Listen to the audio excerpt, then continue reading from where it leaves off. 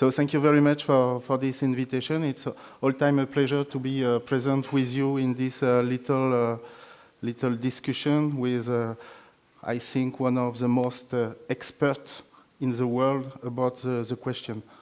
So I first try to show you what is my main research question for many years.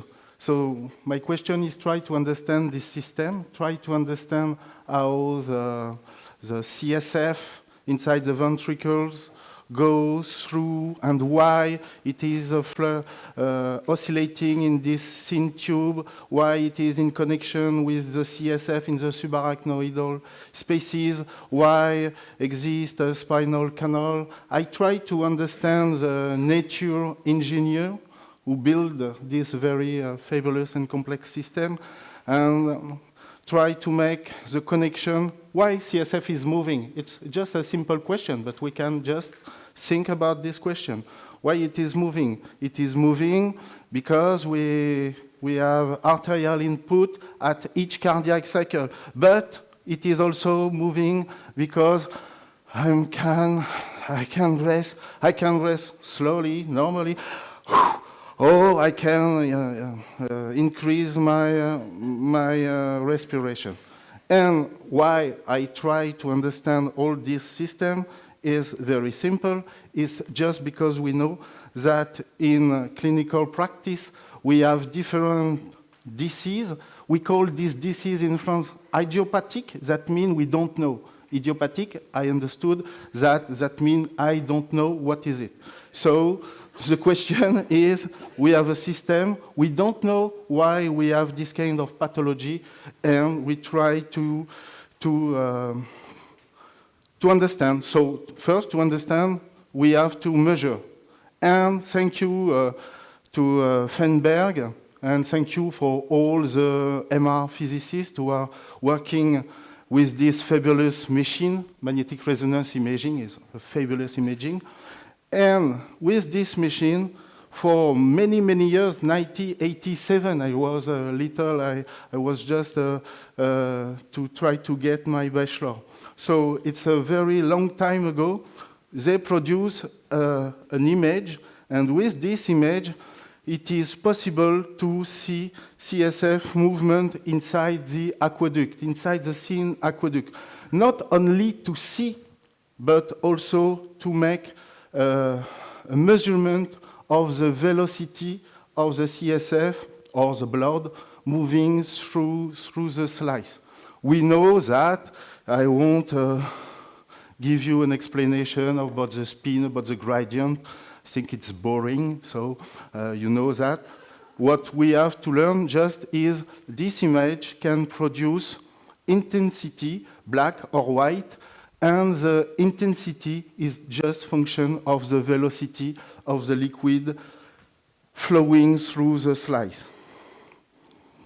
We can also try not only to have a mean measurement of the flow during the cardiac cycle, but by coupling this technique with a little gating that you put on your finger, for example, we can reconstruct around 20, 30 images per cardiac cycle. But in fact, it's not really per cardiac cycle.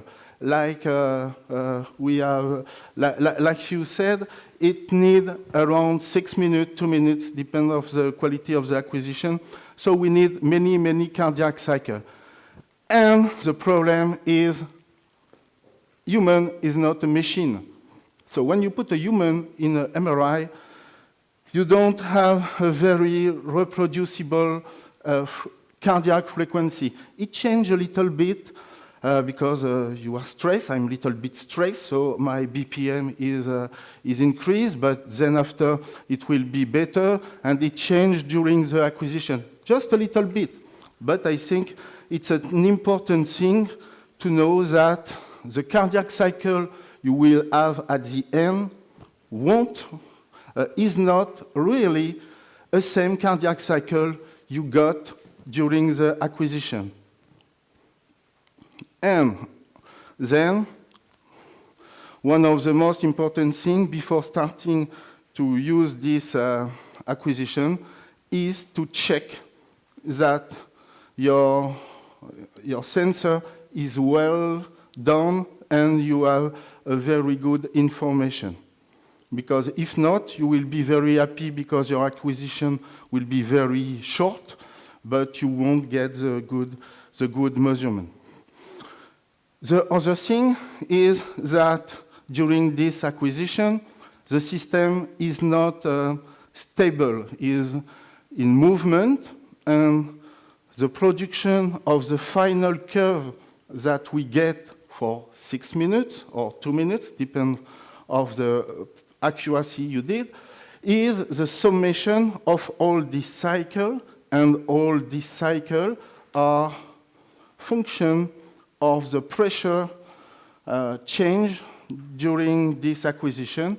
And what we get at the end is a kind of mix aleatory during the acquisition of bracing to produce only one curve without the standard deviation that was done with the bracing impact. Nevertheless, we have only this kind of technique to go inside the system. So we can add this technique to see the aqueduct, to see the pumping system, to see the foramen, Magendie foramen, to see the cervical level, and also to see the blood flow during the acquisition. The first thing when I wanted to extract the information was to put some time to segment the area, and we have different kind of area. We have area for arteries who change during the cardiac cycle, but only in one direction inside this artery. Same thing for the vein. And for the aqueduct, it's more easy because we hypothesize that there is no change of the area during the cardiac cycle. But the problem is, yes, but the CSF go in two directions during the acquisition. So to help us to select the area, we just think about that all disease flow are function of the cardiac cycle. So we can extract just by a simple signal analysis all the pixels who have a good, high amplitude of the fundamental component of the FFT. It's a special thing to extract the signal. And from this approach, we can extract only the CSF, for example, on this image, the CSF area, and reconstruct the flow, the velocity during the cardiac cycle, and by multiplication of the area, get the flow. And the most important, not the most, but one of the very important parameters is to extract from all these curves the stroke volume, the volume who is moving from one side to the other side. This is the stroke volume. So another important thing is, another parameter is, we have first to select a velocity encoding parameter, because if we want to check the blood, we have to take one around 80, and at the same level, we just change these parameters, and we can get now not the blood flow, but just by changing the velocity encoding, now we address our acquisition to quantify the CSF. CSF black, white during cardiac cycle. And also you can see sometimes some special pixels, some very white in very black. What does that mean? That means that during the acquisition, you have the main flow in this direction, and some pixels decide to go completely in the opposite side. It's like a road in the main road that go in the reverse direction. So that is not, it's not reality. It's just called aliasing. What is aliasing? Aliasing is a pixel who go quicker than the maximum velocity authorized during the acquisition. For example, if I take a velocity encoding at 100 and my pixel is minus 50, that minus represents an opposite direction of the slice. We will get this information, minus 90%. Okay, if we go at the same velocity but in the reverse direction, it will get plus, this time plus, 90 phase shift of 90 degrees. Now, what's happened with our pixels? The pixels go higher than 100. It go at 125 centimeters per second. So, the phase shift go at the maximum phase shift in this direction, but go after, so that result of a negative velocity and represented by a black pixel in white pixel on this example. So I just want to show you a few examples I just post-process to illustrate this information. We have here a CSF around the spine, and we can see aliasing. We have very white in very black. That is not possible in my hypothesis. And it is well seen on these images. This is velocity. You can see during the acquisition, there is a lot of very high and very minus velocity encoding. Different, that is not a well curve. And we also can see on the flow curve this time that exists an important rupture of the flow during this time. So it is just a result of this aliasing. We can post-process, we can correct sometime when the aliasing is not too much, and we can reconstruct these curves with a very good acquisition. So we can do the same thing with the aqueduct. With the aqueduct, for example, at this level, we have a bad velocity encoding with very high aliasing.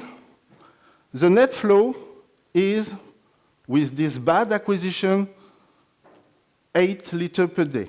Okay, but it is a bad acquisition. But you first have to know that it is a bad acquisition. I redo my acquisition with 20 centimeters per second this time. And what I obtain a better curve, minus 5 liters per day. Okay. Another very important point is the background correction. In this kind of acquisition, you need, especially with very small velocity like CSF, to add a background correction. So I add my background correction, and now I have another value for my net flow, minus 0.2 liters per day. But I select background correction here. I can also select my background correction here or here. And what happens that modify a lot the net flow. So net flow maybe can give us an information of the direction, but I'm very skeptical about the accuracy of the value. So we can measure different things, and my on PCMRI it is well accepted. We can measure this different value, and a lot of people are agree in the literature about this measurement. Some in the literature you can find different new or not so new parameters: non-invasive ICP, intracranial compliance, CSF net flow measured by PCMRI. But I want to wait a little bit that this value will be reproducible and validated in Phantom to use it in clinical practice. In the last part of the presentation, I will just go back on this fact that maybe exists an impact of respiratory. So the first paper who point this fact is a very old paper. So with just a single acquisition without velocity, he saw that exists a different frequency due to the bracing.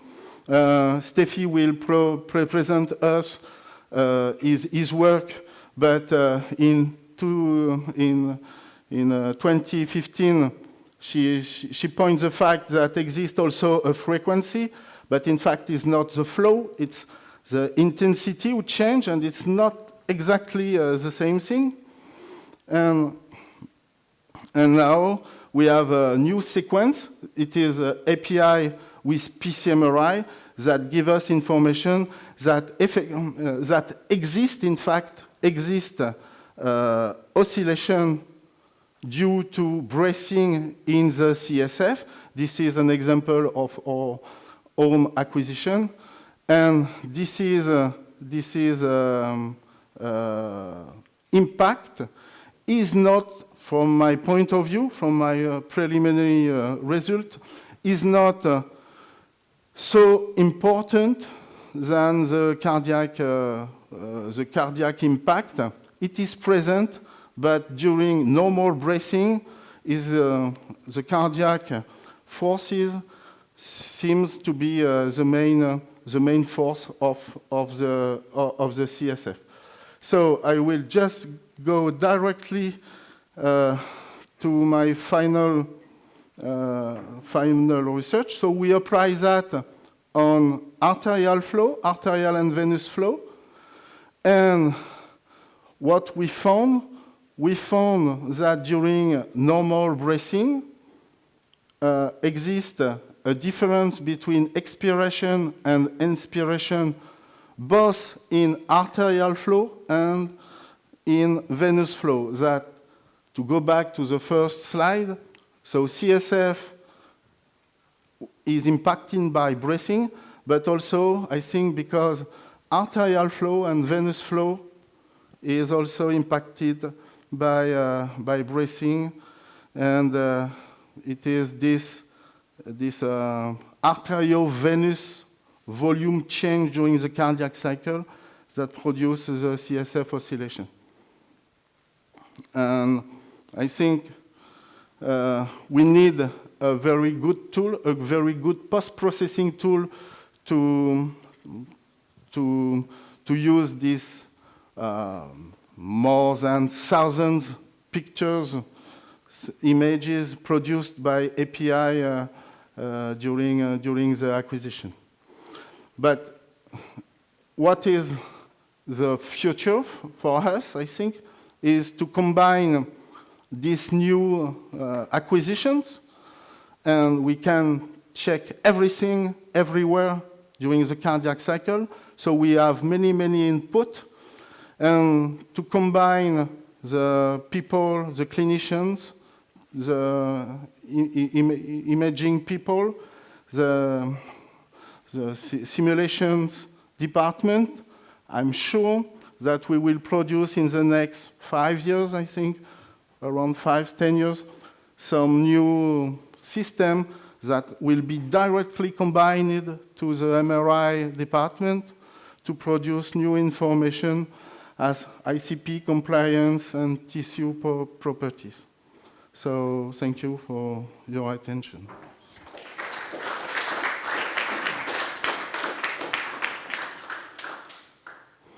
Thank you very much, Olivier. Do we have some questions? There's Chuck and there's Steffi, there's Ken.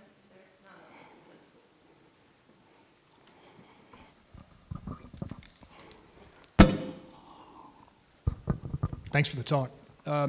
You discussed gating the MRI measurements on the cardiac cycle and averaging over many cardiac cycles. You also discussed the importance of respiration. Do people gate on respiration? Yes, not all, but we did. In fact, it was in my slides, but I previewed too much slide, and when I check the time, I say, okay, I have to skip a lot of presentations. Nevertheless, yes, now we have API, so we can get cardiac cycle movement during breathing. But to see first if what we obtain is a good measurement, we put a belt, a respiratory belt, in our patient, in our volunteers, and combining with a gating, we synchronize the acquisition with this, synchronize, it's not the name, but we have the good synchronization between acquisition and recording of these breathing and cardiac signals.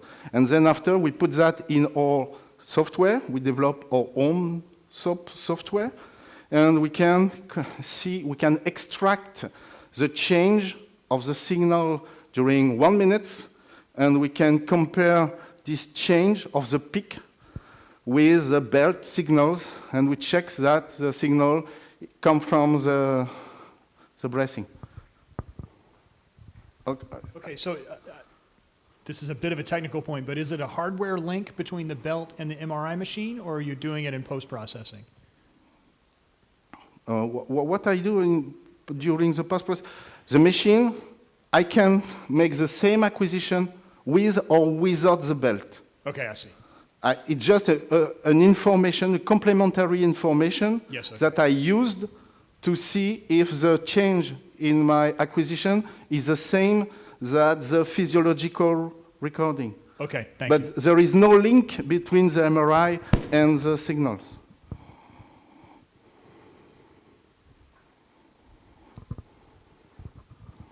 And it is also a very important point, because we have a lot of difficulties with kind of patients who change the cardiac cycle a lot during the acquisition, or with arrhythmia, for example.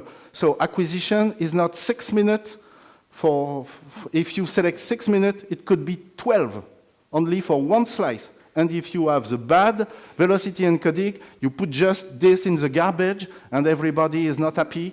And so this acquisition, if we are working with Phantom, I didn't present it today, but Phantom, sometimes it's boring for people, but we are working with Phantom to check if the accuracy is very good. And when we will be sure that we can use this acquisition, it will be fantastic, because we can check everything maybe in 5 minutes. In 5 minutes, you will have CSF, venous arterial flow with respiratory information. And even if your patient change a little bit his breathing or his cardiac frequency, no mind, because it's without sensor. Yes. Well, thank you for the talk. My name is Steffi Dreher from Germany. You mentioned that you looked at arterial blood flow and the dependency of it during respiration. I didn't quite, whether I didn't get it or you didn't mention how does it change with respiration, and did you look at normal breathing or these undefined condition of it that the subject can do whatever he wants in the scanner, and sort of a forced breathing protocol, something like that? Okay, so it was, yes, I'm sorry, it was, I put too many information, I think, in my presentation. I'm sorry about that. So I go quick to explain the methodology. Methodology was very simple. It's just to take people, volunteers, put them in the machine, and just say nothing. So it is what I call normal breathing. I don't want first to start with you change the physiology of the system. I think it will be very, very helpful. I discussed that this morning with Al, because we can have a new information that you are normal condition. You can check how the system, maybe if we can get this information, how compliance is during this normal. And you can compress. And maybe if we can get this information, we will, I think, we can get two different compartments, normal, the system adapt this increase of pressure, and maybe if we have a problem, if patients have a problem with intracranial or spinal compliance, maybe if we increase the pressure, the system won't answer with a good level, and CSF oscillation will increase a lot. It is what we expect to do, is to use this, change of physiological condition to point patients who have big disease with their compliance. Okay, but the main point was, what does the arterial flow do during respiration? What did you find? And because you mentioned you looked at venous flow and arterial flow, and I was just curious about the arterial flow during respiration. Same change. Maybe I can just go back. It is not so far. Yes, this one. It is, yes, too quick. So we have 14 volunteers, and here you have 3 1-minute acquisition. And during this 1 minute acquisition, we divide all cardiac cycle during expiration. We put all the cardiac cycle on the left, on the right, and all the inspiration cardiac cycle, two different population of cardiac cycle. And from all this cardiac cycle, we can reconstruct a mean flow, a mean arterial flow, and also we can reconstruct from the sinuses the mean venous flow. So we have inspiration, expiration, and we can see that in all our 14 volunteers, we point an increase of mean arterial inflow during inspiration, and of course, if it is increase, during expiration, it's decrease. Is it correct? Can I? How should the arterial react to respiration? What? But then maybe we can discuss it later. I don't know. Why should the arterial system react to respiration, to normal breathing? Why? I think it is what we have to answer. Why it changed? It is for your result. It didn't change during the inspiration and expiration. There is no change, only on CSF. Now we don't look at the arterial side. We only look at the venous and the CSF side because they both systems depend on pressure from the outside, and the arterial system has its own, pressure system and its muscular walls, and it's not so dependent on the pressure on outside. You have an increase in the heart rate during inspiration. The result changes, but also quite stable. So maybe that's. Did you have more cycles during inspiration and expiration? More cycle during inspiration? Forbidding I didn't count how many cycles. I will do it. It will be very easy. This is the mean flow. In fact, we divide function of the respiratory signal. All the points are from only one cardiac cycle. This is the mean of the cardiac cycle. For example, here of the internal carotid artery.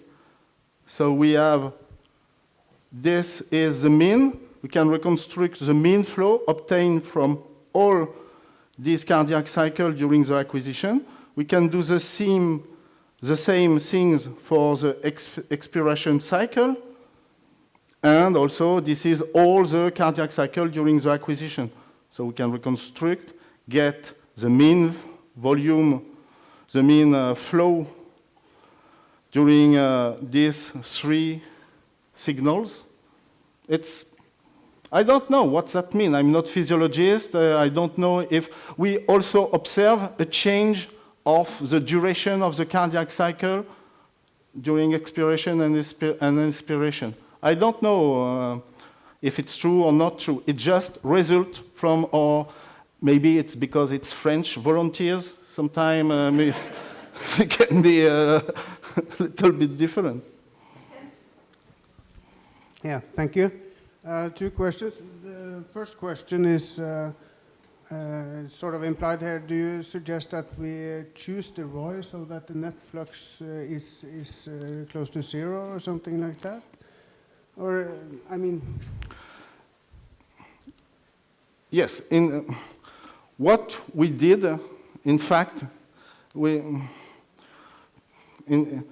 put the region of interest around the signals, around the center, and if it is for the aqueduct, for example, if it is for the aqueducts, we put it around. But in fact, we are not very interested by net flow results. So we don't, I just do that because we did it together. When yes, I had the idea. Together we did it. So I say, okay, I put a region, and you say, wow, it changed a lot. Maybe our acquisitions are not very good. Also depends on the machine. Some machines have a background correction automatic in the system. In fact, I have no answer. The best answer should be to have a map, to reconstruct a map of all the different regions of interest in the system to have a new information. But in practice, in daily practice, I just put a region of interest, a big one around the system. And also check there is no artifact, flow artifact through your region of interest. That can be also a key that it changes a lot. Yeah, one more. So I didn't get the units and so on for the CSF flow with regards to respiration here. You showed some graphs, but I didn't really get it. About this? Yeah. About CSF? So What is it? what are the... This is the flow. Flow measurement in an hydrocephalus patient, a very hyperdynamic hydrocephalus patient in the aqueduct, because we need a big aqueduct to use this technique. Accuracy, spatial resolution is not so good for this acquisition. So this is a flow, this is time, and it is a cardiac cycle. And this is breathing. So we'll have 3 more questions. Nana, Anders, and Melissa, and the rest will wait for the coffee break, so that there will be a coffee break after the next topic. All right, thank you very much. We talked this morning about the possibility of hypersecretion of CSF. Is there any way that you can think of with MRI that you can measure that in humans? Of course, there's this flow through the aqueduct, but that's probably a proxy. But Hyposecretion. Hyper or hyposecretion? hyper. Hyper. So more. Could you measure CSF If you ask production me in that, humans? maybe I will answer no. But if you ask Christian, he said maybe yes. Okay, Christian, I would like to talk to you in the coffee break. In fact, I think the good answer is not Christian, but it's not me. I think the answer is between. Yes, maybe the direction. We can know if exists a direction, if the accuracy is very, very good, if acquisition is very good, if patients have a very good cardiac frequency, maybe we can have an information to give us direction. Do the CSF flow is going up or going down the aqueduct? Maybe we can answer this. But quantity per day, maybe per year. Why not per year? Okay, maybe this a little bit redundant, but it's the same question. I was very happy when you put the stop sign on the net flow, because it's kind of the experience that we have as well from our measurements. But as an expert of the phase contrast MRI, what would you say is the limitation? Because you show breathing, and you can say that, okay, could we gate breathing, but still we measure over like 3-4 minutes, so we should have averaged a little bit over breathing, even if it's not exact. And I also want to, again, think about the pulsatility that is. I mean, you need to detect plus minus something 50 milliliters per minute, and you're looking for 1 milliliter per minute in net, approximately in net production that we want to resolve. So is it a signal to noise problem in the camera that has to be solved, or is it something that can be done by modeling and so on to improve the methods? Yeah. Yes, you point the question, in fact, the question we want to answer with net flow. Like I said, I didn't use net flow. I just produced some post-processing last week because I am invited to present something about net flow. So I have to check, net flow. And I think about that. I think, first, the limit of net flow comes from physiological change during the acquisition. So if we produce a phantom, maybe we will be able to have a good result. But in humans, in volunteers, the cardiac cycle changes a little bit. So if you change a little bit, maybe 5% of your cardiac cycle during the acquisition. That means the result will be impacted at the end if you make a summation of different cardiac cycles who have different period. At the end, you will produce something will be maybe 2%, 3%. But in fact, what is a cardiac cycle in front of the number of cardiac cycles you produce during one day, during 24 hours? So if at the beginning you have just a 0.5% error that can produce at the end, you just calculate, and it's a very, very important value. And also, second thing is the flow. We consider that the flow is laminar through the aqueduct, but the aqueduct is, if you can have an information of the field of velocity inside the aqueduct, it's not like what we think in theoretical. It's not like that. And other point maybe is also segmentation, because we produce a flow, and flow is not direct the velocity information, is also the large or not area section. So I think it's physiological change of flow during the acquisition, combined with the limit of the spatial resolution, temporal resolution, and also little artifact and background correction to find the good zero. So there is many little problems that at the end produce net flow. Okay, so we'll have Melissa ask the final question. What you would like to set up in one? So you can just answer the question. I might have missed this, but I know you were doing respiratory gating to some extent. Do you also account for the changes in the gas volume, the Gas oxygen, volume? and its effect on the signal for like susceptibility artifacts? Gas volume? Volume, okay. And so that might affect the signal when you measure like changes with arterial and venous flow. I don't. Which volume? Like the gas volume changes can Gas affect volume. the, Gas volume. with the lungs, within the lungs themselves. no, can no, change no, no, the, no, no. The, potentially the MR signal itself. And Yes. I was just Okay. wondering how that might. Okay. Now Yeah, sorry, I was I a bit understand your question.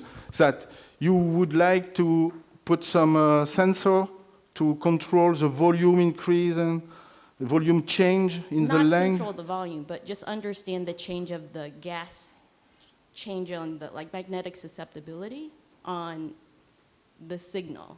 Because like, you know, Oh. if you didn't have changes, because it with changes in gas volume, it can change like the magnetic signal. Oh, okay. I'm not Now I formulating the okay, question okay, very okay. well, but You point the that's fact general that idea. during inspiration and expiration, signal is not the Signal same change. Yeah, exactly, because due of the, to lot of oxygen or not in the blood. It's a- not in the blood, in the lungs themselves. Yes, but I don't worry. It's not my problem. The lung.